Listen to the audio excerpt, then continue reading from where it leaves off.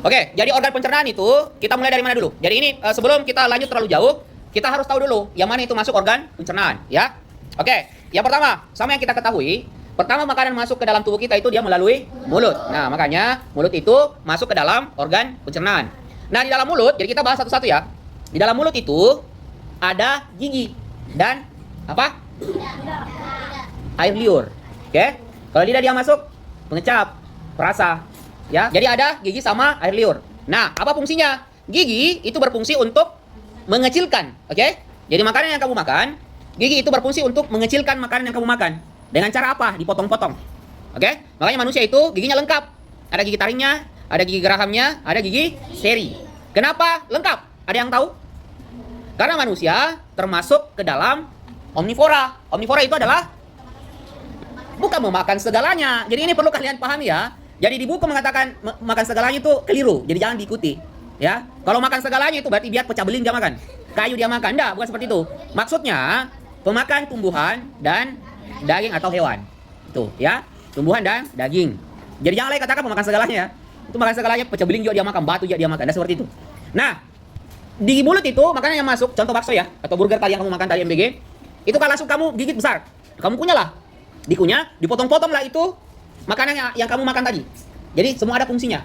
Gigi taringnya berfungsi untuk mencabik-cabik makanan, kemudian ada fungsi masing-masing, ya. Ada fungsi masing-masing. Itu nanti dijelaskan di belakang. Saya mau jelaskan garis besarnya dulu. Setelah itu, karena kalian menggigit makanan itu kering, ya kan? Kering. Adalah air liur di situ untuk membasahi itu makanan.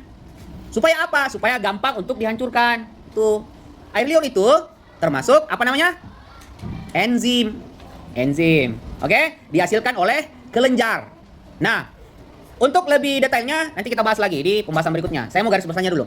Jadi, air liur itu namanya enzim, dihasilkan oleh kelenjar yang ada dalam mulut. Kemudian, itu berfungsi untuk membasahi makanan yang kamu gigit supaya lebih gampang untuk dicerna. Setelah itu, di mulut, selesai ini persoalan di mulut ya. Di mulut itu makanya terjadi dua pencernaan di situ, dua proses pencernaan. Yang pertama adalah mekanik, yang kedua adalah kimiawi, betul. Kenapa dikatakan mekanik? Karena goyang. Trek, trek, trek, trek. Gigimu goyang toh? Itu mekanik, bergerak namanya mekanik. Kimiawi yang mana? Yang enzim tadi, yang air liur, itu kimiawi. Jadi ada dua di mulut. Jadi kalau ditanya nanti misalnya ada di ulangan harian 1. Di mulut terjadi pencernaan apa? Ada dua. Mekanik sama kimiawi. Mekanik oleh gigi, kimiawi oleh enzim atau air ludah. Itu ya. Setelah makanan itu lebih kecil lagi, kamu telanlah itu makanan. Melalui apa tadi? Kerongkongan. Jangan bilang lagi tenggorokan. Kalau tenggorokan, kita berbicara tentang sistem pernapasan. Kalau makanan, berarti kita berbicara tentang kerongkongan. Ada dua di situ kan? Dan tidak boleh masing-masing ada jalurnya. Jika ada yang masuk di jalur yang salah, berarti kamu akan tersedak. Itulah biasa kamu makan sambil bicara toh? Sambil bicara, kalau kan bicara itu kan udara juga masuk. Itu bisa saja makananmu masuk ke jalur pernapasan. Kalau makananmu masuk ke jalur pernapasan, disitulah kamu akan tersedak. Itu makanya dikatakan dalam agama Islam juga seperti itu. Etika juga begitu. Kalau makan jangan bicara. Itu salah satunya seperti itu. Nah, pada saat kalian menelan, coba pegang lehernya semua. Coba menelan. Menelan. Pertanyaan saya, ada tidak yang bergerak di sini? Ah, ada toh? Ada yang bergerak. Di situ namanya gerakan peristaltik. Peristaltik. Apa itu gerakan peristaltik? Gerakan mendorong dari atas ke bawah. Saya bertanya dulu, dari atas ke bawah toh? Apakah bisa peristaltik dari bawah ke atas? Jangan, bila tidak bisa angkat tangan, saya mau lihat. Kan gerakan peristaltik itu mendorong dari atas ke bawah makanan toh? Dari mulut ke bawah ke apa lambung, ke usus 12 jari. Bisa tidak dia mendorong ke atas? Angkat tangan yang bila bisa. Akila, jangan ikut-ikutan. Aisyah, saya tanya alasannya sebentar ya. Saya tanya alasannya. Bisa tidak mendorong ke atas? Bisa, oke. Siapa yang bilang tidak bisa? Dia cuma bisa mendorong ke bawah. Yang tidak angkat tangan berarti tidak ada pendiriannya. Ada banyak yang tidak angkat tangan. Hampir 80%. Sekali lagi saya tanya, siapa yang bilang bisa mendorong ke atas? Sudah? Oke, siapa yang bilang tidak bisa mendorong ke atas? Oke, perwakilan dulu yang tidak bisa kok kemana? Bisa atau tidak? Tidak. Stop situ ya. Coba, kenapa bilang tidak bisa? Kasih tahu saya alasannya. Kenapa? Karena coba perwakilan yang tidak bisa dulu. Karena kenapa? Ya usah tunjuk orang. Ada yang bisa? Bagaimana? Perwakilan yang bisa? Ah, bagus. Pintar. Muntah itu tetap didorong oleh gerakan peristaltik. Tetapi dia mendorongnya dari bawah ke atas. Gitu. Namanya muntah. Itu ya. Jadi jawabannya bisa. Tepuk tangan dulu untuk teman kita. Oke. Itu. Nah, lanjut. Setelah masuk ke apa tadi? Kerongkongan, dia masuk ke mana dulu? Lambung dulu. Hah? Kalau yang di buku dijelaskannya lambung toh? Ya, tidak ada masalah. Benar. Tapi setelah itu masuk ke dalam lambung. Di lambung terjadilah lagi pencernaan yang kedua. Oke? Tapi di lambung dia cuma satu jenis pencernaannya. Apa itu? Kimiawi. Karena dibantu oleh enzim lagi. Seperti itu. Di lambung ada apa namanya? Asam. Namanya asam lambung. Nah, ini kita jelaskan ya. Asam lambung itu fungsinya menghancurkan makanan, dan kalaupun ada racun yang masuk atau kotoran atau bakteri itu dihancurkan juga. Oke? Pertanyaannya, kenapa biasa kalian sakit di ma? Apa penyebabnya? Karena kenapa? Asam lambungmu keluar, tetapi tidak ada makanan yang akan dicerna. Tidak ada makanan yang akan dicerna. Asam lambungmu sudah keluar, tetapi tidak ada makanan yang dicerna. Kapan asam lambung biasanya keluar secara umum ya? Secara umum, karena setiap orang beda-beda. Secara umum, secara normal, dia keluar pada saat kamu membiasakan makanan itu masuk ke dalam lambungmu. Contoh, orang yang makan 3 kali sehari, pagi, siang, dan malam, asam lambungnya akan otomatis keluar pagi, siang, dan malam. Dia pintar. Ya. Makanya, pernah dengar penjelasannya Dokter Tirta dulu. Ditanya, Dokter Tirta tanya begini. Itu lucu, saya ketawa. Tahu Dokter Tirta ya? Tahu yang influencer itu. Ditanya Dokter Tirta, katanya dok, kalau kita makan mie ya, itu kita makan mie, itu bisa lama di lambung. Bisa lama di lambung mengendap dan tidak dicerna. Dia bilang sama Dokter Tirta, wah itu keliru. Lambungmu tidak sebodoh itu. Nah, itu maksudnya kenapa? Artinya lambung itu pintar. Setiap ada makanan yang masuk, dia keluarkan asamnya dari dinding lambungnya ya, keluarkan asamnya. Dihancurkan lagi makanan untuk lebih halus lagi, seperti itu. Dihancurkan lagi makanan, lebih halus lagi. Nah, pertanyaannya, orang yang biasa makan 3 kali sehari, berarti lambungmu itu belajar mengeluarkan asam 3 kali sehari juga. Pagi, siang, malam. Oke? Pagi, siang, dan malam. Pertanyaannya, kalau misalnya kalian terbiasa makan 3 kali sehari, dan ada satu waktu, misalnya besok atau hari ini, kalian tidak makan di siang hari atau tidak makan di pagi hari, pertanyaannya, apakah asam lambung keluar atau tidak? Tetap keluar.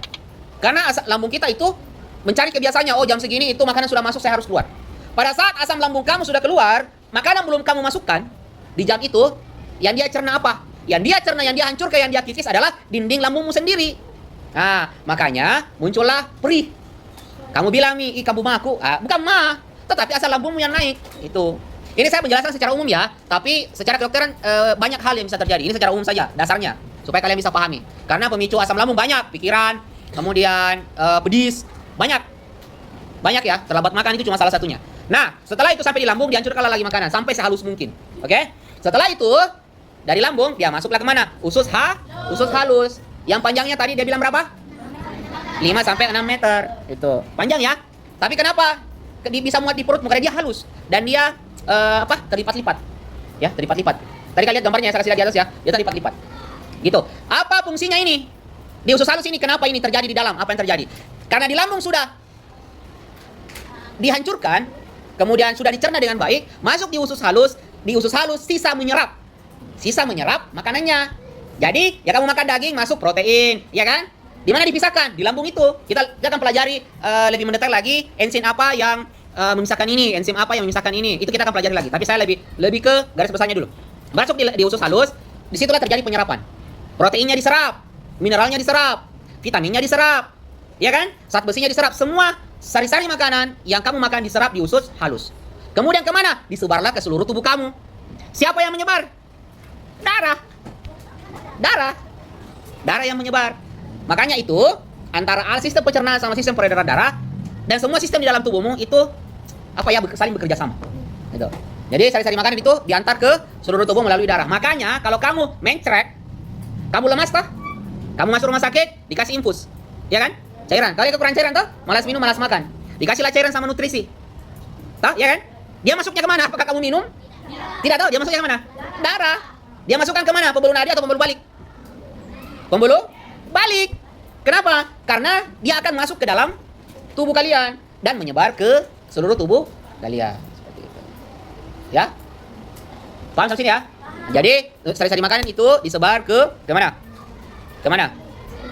Ke seluruh tubuh. Nah, setelah seperti itu, sari-sari makanannya semua yang baik-baik sudah diserap. Semua yang baik-baik sudah diserap oleh usus halus. Tetapi ada pasti sisanya. Iya kan? Contoh, kamu makan sayur-sayuran. Pasti ada sisanya, ada ampas-ampasnya kan? Kamu makan nasi, ada ampas. Pokoknya semua ada ampas-ampasnya. Ampasnya itu tidak akan diserap ke seluruh tubuh. Yang diserap cuma nutrisinya, vitaminnya, mineralnya, protein dan lain sebagainya. Ampasnya kemana? Ampasnya ke usus besar. Gitu. Di usus besar ampasnya itu dibusukkan. Ada namanya bakteri di usus besar itu dibusukkan. Dibusukkan. Supaya dibusukkan, supaya gampang dikeluarkan. Dari usus besar, setelah diproses pembusukan, oke? Proses pembusukan, dia keluarlah di anus. Dari usus besar, makanya usus besar itu nyambung ke anus. Ya kan? Usus besar itu nyambung ke anus. Nah, anus itu yang di bawah, di bagian belakangmu itu, pada saat kamu beol, itulah keluar. Nah, itulah sisa-sisa dari pencernaan di dalam tubuh kamu. Gitu. Lalu sampai sini ya. Itulah garis besar dari makanan yang kamu masuk dalam mulut kamu sampai keluar kembali dalam bentuk kotoran. Yang keluar itu ampas kotorannya, yang tertinggal nutrisinya. Makanya makan makanan yang bergizi. Ya, makan makanan yang bergizi. Makan kalian makananmu itu burger. burger oke lah, ada gizinya, dari roti ada karbo, ada sayur. Itu pun sayurnya kamu tidak makan. Saya lihat di omprengannya tadi sayurnya semua tinggal. Yang kamu makan cuma apa? Cuma ayamnya sama rotinya. Tidak ada masalah karena rotinya kan karbohidrat, ayamnya protein. Cuma vitaminnya itu dan seratnya ada di sayur, kamu tidak makan. Makanya kalau makan harus ada gizi yang seimbang. Namanya 4 sehat. 4 sehat saja, tidak usah 5 sempurna. Kenapa tidak usah 5 sempurna? Rata-rata sekarang obesitas, kegemukan. Jadi 4 sehat saja. 5 sempurnanya buat anak-anak saja. Kalau orang dewasa mah tidak usah 5 sempurna, ya. Jadi tidak usah minum susu. 4 sehat saya sudah cukup. Gitu ya. Ada pertanyaan sebelum saya suruh kalian menyimpulkan? Setelah menyimpulkan, kalian lagi jelaskan seperti saya. Kenapa saya selalu suruh kalian menjelaskan daripada mengerjakan tugas? Saya lebih suka kalian menjelaskan daripada menjalankan tugas. Kalau kamu mengerjakan tugas, kamu tidak akan tinggal di otakmu karena pertama kamu cuma ambil di buku, setelah itu catat, setelah itu kau bicara. Tapi kalau kamu menjelaskan di depan saya, sedikit banyak pasti ada yang tertinggal. Karena kamu berusaha untuk tahu, kalau kamu mau pahami boleh, kamu mau hafal juga boleh. Pasti tertinggal. Makanya saya selalu jelaskan dan saya ambil nilainya karena saya rekam di YouTube. Di belakang, setelah pengambilan nilai, pengumpulan nilai saya itu, saya bukalah semua YouTube-mu, saya ambil nilainya satu-satu. Gitu. Makanya kalau ada pasti orang tua bertanya, kenapa di bukumu kurang nilainya Pak Rizkal? Memang. Saya jarang kasih nilai di buku, entah? Iya, memang.